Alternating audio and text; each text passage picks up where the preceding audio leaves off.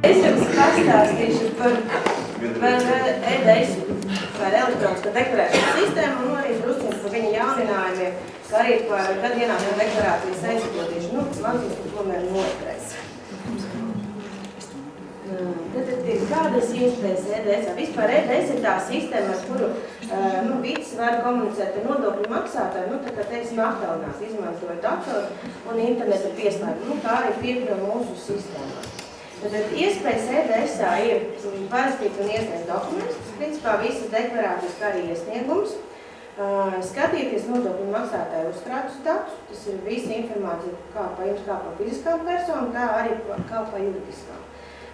Saņemt visus lēmumus aktus, kā arī pārējās vēstules. Ja jūs esat e-des klients, tad vairāk uz pastu mēs vēstules negaidām. Jo mums ir tāds ministra kabineta noteikums, ka mēs ar 1. māju jau visus vēstules sūtam uz e-des sistēmu.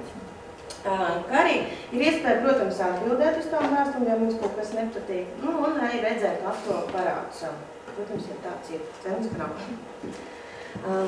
Kādi jauninājumi mums ir e-des sistēma? 13. gadā, kā jūs jau varbūt daži zinat, ka mums ir jauna gada ienākuma deklarācija ar visu datu pielasīšanu, kas ir rīcībā. Varbūt kāds ir jau izmantojis. Tad parādīšu, kā tas izskatās. No 2. maija, kā es jau minēju, mēs sūtam visus tos lēmumus aktus. Un no 9. jūlijā mums ir iespēja reģistrēties, ne, bet autentificēties ar Latviju, vai tas arī internetā. Tas ir, ja mazums jums pazūd mūsu piešķirtu paroli, jūs paņemat savus bankas tos rekvizītus un neiet iekšā mūsu sistēmā. Reģistrēties nevar, tikai autentificēties. Savukārt, šī gadā mums ir tāds viens liels prieks, protams, priekš visiem, ka mēs atsakamies no vītu pāraksta. Mums vairs nevajadzēs tur pievienot failus, lai parakstītu dokumentus. Mēs vienkārši spiedīsim iesniegt un viņš aizies. Tas būs no 1. jūnija. Bet mums jau iesniegt. Tagad jā, amatpersonu deklarācijas un gada ienākuma deklarācijas, tiem, kam ir obligāti, tas ir līdz 1. jūnijām, jā, bet līdz kaut kādām 17. jūnijam ir gada ienākuma deklarācijas un līdz kādām tur 1. aprīlim, tas ir amatpersonu deklarācijas. Jā, diemžēl šogad vēl iztiksim kā ir, bet no nākamā gada jau varēsim brīvāk justies. Mums arī būs elektroniskās algas grāmatiņas, kas mums tagad vēl ir tā papīrveida skraidīšana no 1 līdz 2 darba devējiem, tad tas vairs nebūs. Mums viss arī notiks elektroniski, mēs varam arī reģistrēt savus apgādājumus tur visus, un arī to arī redzēs darba devējs automātiski, bet par to es tagad nestāstīšu, jo tagad tas ir projekta, bet tas būs ar 1. jūniju.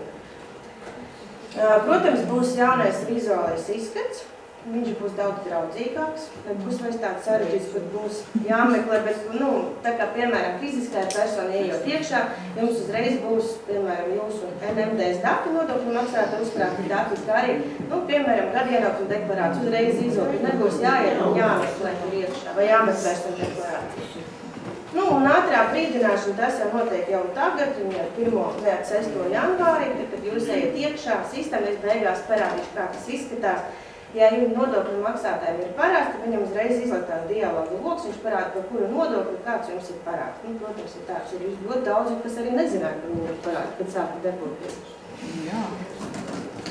Kā kļūt par e-des lietotāju? Stāstīšu, ka tas ir tagad līdz 1. jūnijam. Protams, no 1. jūnija viss mainīsies, jo mums vairs nebūs tie tipveida līgumi, kuri piešķirta kā atļauj izmantot to vītu pārakstu, bet pašlaik līdz 1. jūnijam viņi mums vēl ir spēku, un ja ir, protams, saimnieciskas darbības veicējiem, tagad obligāti ir jāiesniedz gada ienākuma deklarāciju, izmantot e-des sistēmu, tad ir jāslēdz līgumi, kā ir, bet vairākiem jau ir.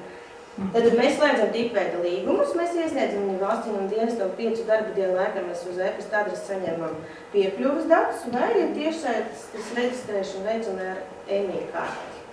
Vai jāiet? Jemī vairs nav.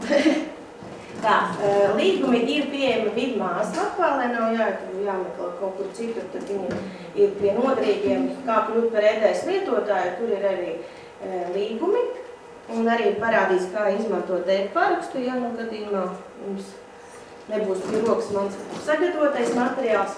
Pirmā pieslēgšana, nu, tad, kad mēs jau reģistrējam, saņemam tos piekļuvas datus, mēs ejam uz vidu mājaslapu un spiežām pieslēgt CDS sistēmā. Jā, mēs ievadam identifikātoru, paroli, spiežam, jā, kā es jau teicu, pieslēgties mūsu sistēmu. Savukārt ar EID karti notiek savādāk. Mēs no sākuma iestraužam datoru to karšu lasītāju, ja viņš nav iebūvēts jau to EID karti. Un tikai tad spiežam reģistrēties tajā sistēmā apakšā atsevišķi, un tur mums izlaiks šādu veidu lodziņš, kurš piedāvā ievadīt mums to paroli. Un tad spiežot turpināt, vai jau teikt, kā tad būs sistēma automātiski jūs reģistrēs mūsu EDS sistēmu, nevajadzēs iet un slēgt tos tikpat līgumus. Bet ar 1. jūniju vispār tie līgumi nebūs un būs tikai kaut kāda iesniegums, uz kuru pamatā jūs tā kā parakstaties, lai saņemtu no mums paroli un identifikātoru. Par tiesību sakārtošanu, tas ir fiziskām personām. Protams, viss šitais ir automātiski. Visas tiesības skatīties datus, gan veidot un parakstīt kaut kādu dokumentu. Bet savukārt ir gadījumi, ja ir saimnieciskas darbības veicējs, un viņš ir pilnvarojis savu grāmatu, piemēram, uzņem vārdā, tur parakstīt un darboties. Bet viņi kaut ko neredz. Tad ir jāiet mums tiesības ALR-ā un jāliek tie tekstīši, skatīties, labot un parakstīt dokumentus. Bet tas ir jums tikai informācija, cik fiziskām personām viss ir automātiski. Izveidosim jaunu dokumentu, kā es jau minēju par gadu ienākumu deklarāciju, parādīšu, cik, manuprāt, ir viegli iesniegt tos čekus, nejot uz valsts ieņēmumu dienestu. Un jāstāv garas rindas, ir īpaši Rīgā. Tad mēs aizējam mūsu sistēmu uz EDS-u, izvēlamies jaunus dokumentus, paņemam grupu iedzīvotāju ienākumu nodoklis un dokumentu veidu gada ienākumu deklarāciju. Un spiežam turpināt. Kā es jau minēju, mums ir jauna deklarācija, obligāti ir jāiesniedz no 1. marta līdz 2. jūnijam, un mēs kaut kā izmantojot EDS, un tie visi saimnieciskas darbības veicēji. Savukārt brīvprātīgu mēs varam sniegt 3 gadu laikā. Un šodien mēs vēl varam sniegt, man liekas, kaut kā 10. gadu līdz 17. apkazošu. Kaut kā tā, jā. Ja, mazums kaut kas atradās. Piemēram, paņemšu, ka mums ir apdrošināšanas polise. Saku lati, tāpēc, ka 13. gads vēl bija latu gads. Beigās viņš mums, protams, pārreikinās visu eiro, bet vadam mēs latus. Tad 100 lati mums bija apdrošināšanas polise, 25 kaut kādas medicīnas pakalpojumi, kā arī 90 lati zobi. Mums kopumā ir jābūt atpakaļ 51 lats un 60 tie 25% no iedzīvotāju ienākumu nodokļu samaksāšanas. Tā. Vai 24%. Tagad gada ienākuma deklarācija ir izveidots tāds palīdzības veidnis, kurš piedāvā jums atbildēt uz dažādu veidu jautājumu, un viņš automātiski jums attaisīs pēc jūsu atbildēm informāciju. Tad, principā, deklarācija, kuru jums var būt tikai atliek parakstīt, ja, piemēram, gadījums, ja nepilnīgs darbs. Viņš, protams, pārbauda visādi jautājumu, bet, cik mums tāds vienkāršošana, mēs atbildam tikai to, ka mēs iesniedzam brīvprātīgu deklarāciju, un otrs mēs atzīmējam, ka mēs gribam atbūt čekus. Vēršu uzmanību, ka ir tāda iespēja, ka gada ienākuma deklarācija pielasīsies visi ienākumi, kas ir vīda rīcībā. Mēs apakš atzīmējam to ķeksīti. D1 lapuņi, tas ir principā visi tie paziņojumi par algas nodokli, kas ir nodoti jau vidā, viņas nebūs jāvada iekšā, bet jūs varēsiet jau redzēt uzreiz summu, kādu jums nāks atpakaļ. Ja jūs neatzīmēsiet, tad mums arī nepielasīsies tie dati iekšā. Tā izskatās tā deklarācija. Principā mēs D1 varam priekš sevis pārbaudīt, kādi mums tur bija ienākumi, un aizpildam tikai D4, tur, kur mēs ierakstam tos čekus. Tā izskatās tā D4 lapa. Protams, mēs aizpildam, ja mēs pa sevim pildam tos čekus, tad mēs aizpildam ar saviem datiem nodokļu maksātājiem. Ja mēs gribam iesniegt vēl papildus par dēlu vai par vīru, tad mēs pievienojam personu, kā jau parādīts tur ar starpam bultiņu. Tad viņi atversies vēl papildus D4 lapu, cik personu ir, tik arī varat pievienot tos D4 lapiņus. Nākošā mēs sarakstam tos visus kopsumas. 125 mums ir ārstnieciski, tie medicīnas pakalpojumi blakus ir 6. bet 5. elīte ir 90 plati tie uz zobārstniecību. Pārējo sistēmu saskaita pati. Kā tos čekus, kā var, nekādus pierādījumus neprasās? Parādīs. Var ierakstīt jebko? Nē, prasīs, to ir parādīšu, jā. Te deklarāciju mēs tikai pārbaudam, ja mums tās summas ieliec pareizās ailītes, kā jau ir redzams. Tā. Un, protams, beigās mums parādās tā summa eiro ar mīnus zīmi. Tas nozīmē, ka jums tiks viņa atmaksāta atpakaļ. Vairs nav jāskatīt cik. Reku viktie par tiem čekiem. Par tiem visiem čekiem, kas jums ir par medicīnas pakalpojumu, par izglītību arī tur bijis, nebija līdz galam noklausīt, bet vairs nevajag bankas apliecinājumu. To gan es zinu. Agrākajās bija prasīts, ka vajag iet uz banku, vēl ir tur lapu papildus jāmaksā, lai es uzspiest to zīmēm, bet tieši tagad nevajag. Jo no 12. gada jūs varat tikai arī no bankas saglabāt to PDF-u, pievienot šeit, un ar to arī pietiek. Vairs nav. Un tie pārējie čeki, protams, viņas ir jāskanē, bet mēs, kā es jau teicu, strādājam pie datu apmaiņas, cenšamies izdarīt visu iespēju, lai mums šie dati pielasās automātiski, gan no medicīnas puses, īpaši tagad par prioritāti stāv, protams, tie izglītība. Lai arī zinātu, lai nebūtu vairāk jānes, lai, piemēram, uzlikt apgādībā, mums arī tāda iespēja būs, es ceru, ka tas būs ar nākamo gadu jau, ka mums, ja cilvēks mācās, ja viņš, pēc tam pēc 18 gadiem vēl skaitās, mācības studē, un jums nevajadzēs sniegt mums īziņu, ka viņš mācās, un viņš paliek vēl uz 5 gadiem, bet mums informācija nāks no izglītības iestādēm.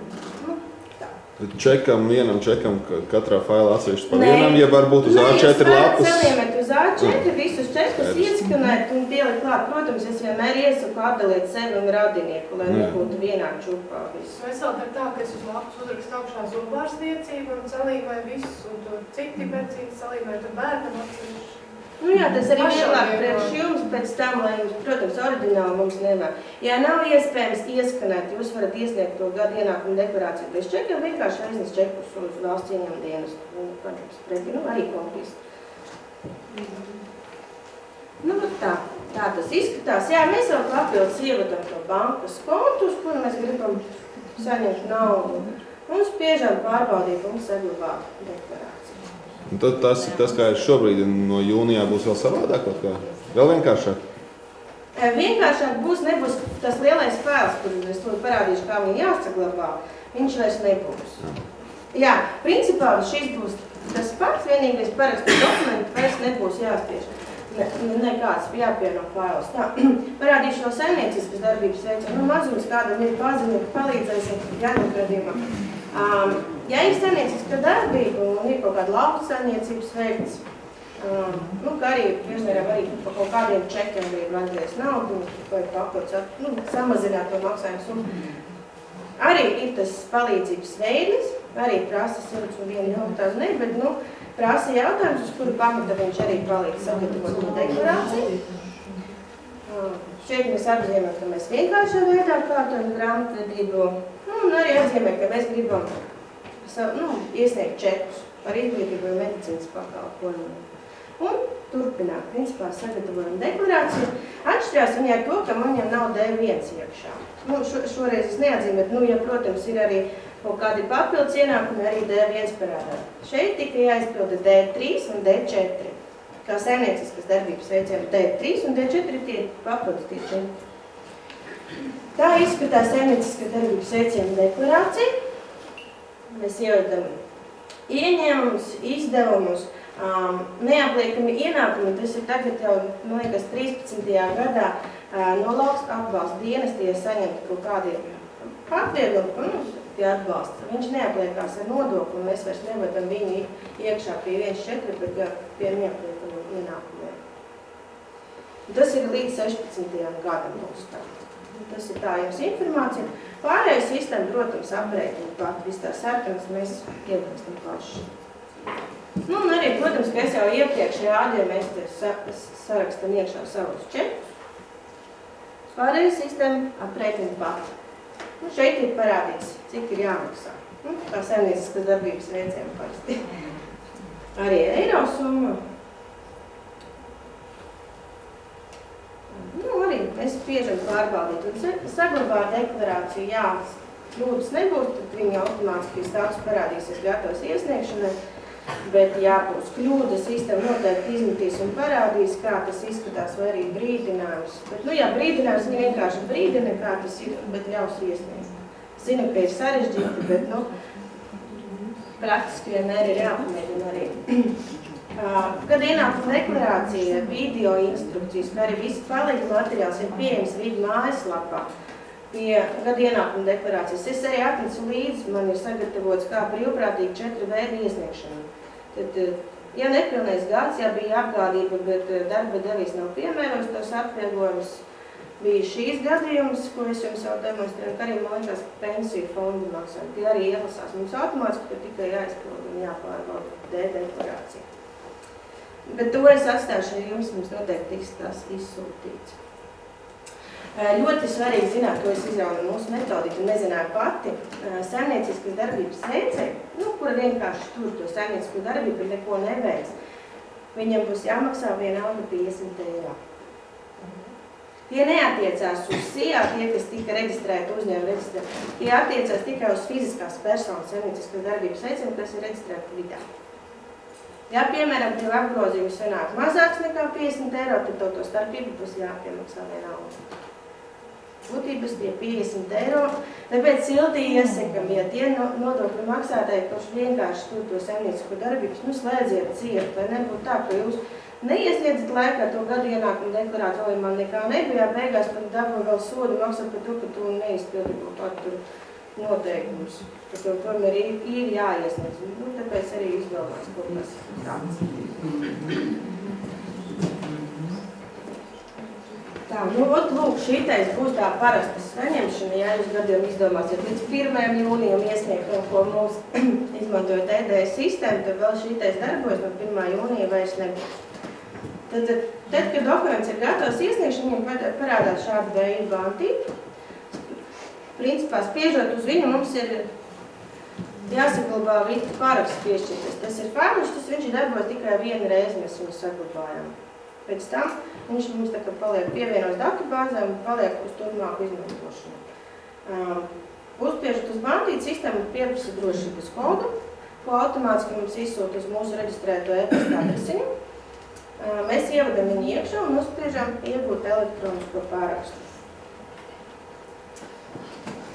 Ir 2 veidi, kā izlec tas lodziņš. Vai viņš izlec uzreiz tā kā dialogu loks un piedāvā saglabāt, vai viņš tas strīpas veidā apakšā piedāvā un saglabāt to failu.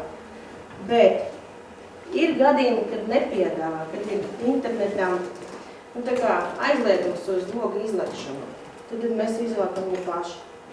Augšā parādās tāda dzeltena strīpa, to help protect your security. Tad mēs spiežam ar PLS labo taustuņu un saglabājam failu, un tad tas failiņš izlec ārā. Tas ir ļoti bieži gadījumi, kad nodokļu maksātājs tiešām nesaprot. Nav un spieši apstiprina, ka saņem, bet beigās nekāds parasts viņam arī nav. Tas ir tā. Lūk, tad izlec šādu veidu lodziņš, mēs viņu atrodam, kur viņu saglabāt, un tad mēs viņu saglabājam, mēs spiežam, kā apstiprinām, ka mēs tiešām parakstu saglabājam. Un viņš tiek pievienots datubāzē. Šāda veida izskatās parakstīšanas loka.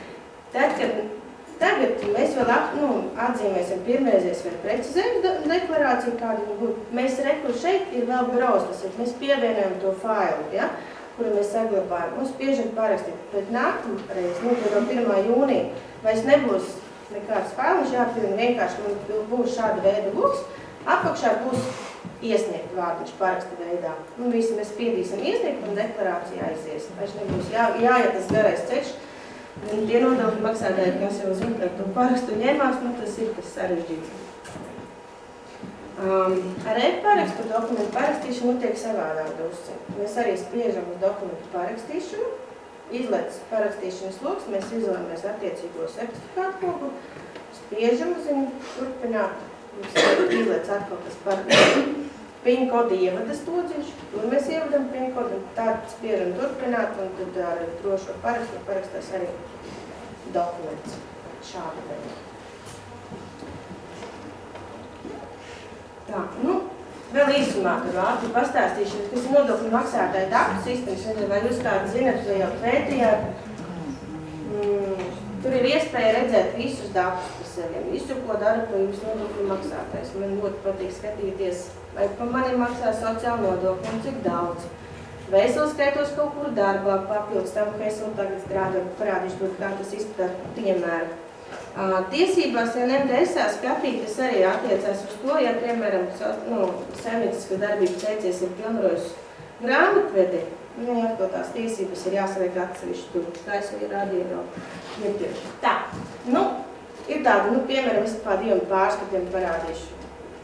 Darba vietas nodarbinātības periodu, ieejot priekšu, var redzēt, kur tu esi strādājis, cik ilgi to, vai tev ir datums, beigu datums.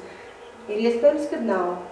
Tad varbūt aizmirstat pārtraukt ar teviem attiecības un tu joprojām tur skaities. Ir arī tādi gadījumi.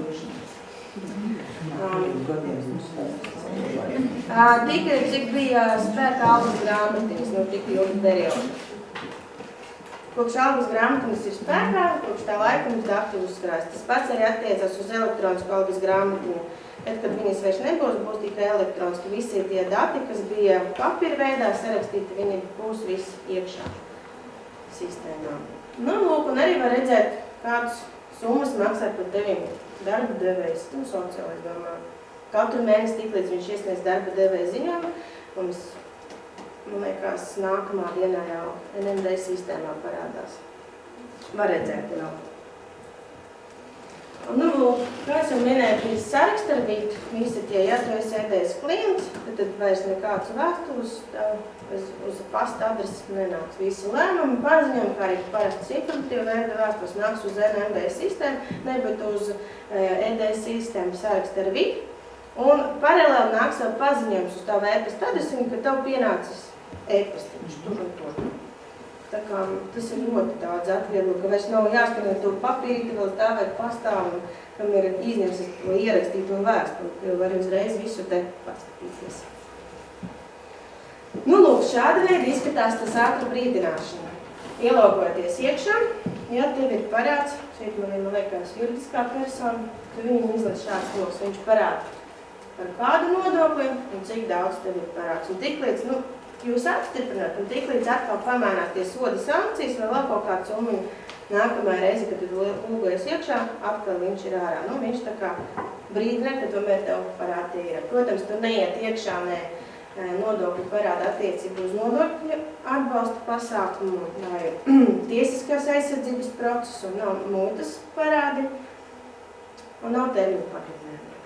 Vispārīgi materiāls ir pieejams Vīta mājaslapā par EDS, kā pieslēgties, kā saņemt parakstu, kā lietot, kā arī par pašu dokumentu ir atsevišķi atrakstīts pa katru ALE rokas grāmata. Jā, mazums. Bet, es domāju, ka tik dziļi nevajag.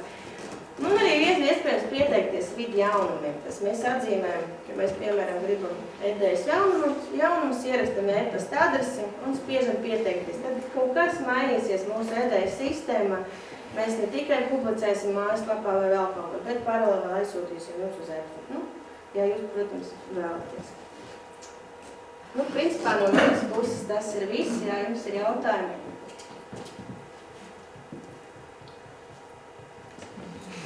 Nav, ja? Zinu, ka ir ļoti sarežģīti skatīties, protams, ir praktiski, var pamēģināt. Mums vēl joprojām ir pieejama demo vide, protams, tur nav visas tās iespējas, ko mēs tagad te izskatījām. Bet Vīta mājaslapā, kur ir pieslēgties EDS, var ierakstīt paroli demo, jā. Logins un paralēli demo. Viņš gan uzreiz neizmetīs jūs uz to demo vidi, bet pēc tam ar pirmo reizi ievadīšu, viņš jums parādīs, kur var aiziet uz to demo vidi. Tur var arī iziet cauri, paskatīties, kā viss tas izskatās. Bet tas arī līdz 1. jūnijam, bet no 1. jūnija viņš arī vairs nebūs.